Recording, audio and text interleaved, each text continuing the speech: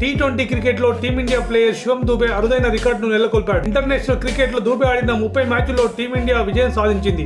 2019 నుంచి ఇంగ్లాండ్ తో ఇటీవల జరిగిన 5వ వన్డే వరకు దూబే ప్రాతినిధ్యం వహించిన ఏ మ్యాచ్ లో టీమిండియా ఓడిపోలేదు.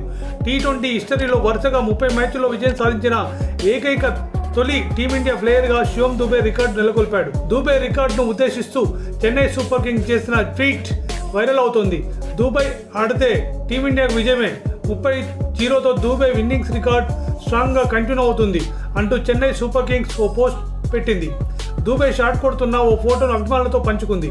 ఈ ఫోటోపై 2019 డిసెంబర్ 11 నుంచి శివం దూబే విజయయాత్ర కొనసాగుతుంది అంటూ క్యాప్షన్ ఇచ్చింది. 2019 నవంబర్లో బంగ్లాదేశ్తో జరిగిన టీ20 మ్యాచ్ ద్వారా టీమిండియాలోకి శివం దూబే ఎంట్రీ ఇచ్చాడు. తొలి మ్యాచ్లో కేవలం 1 పరుగు మాత్రమే చేసి నిరాశపరిచాడు.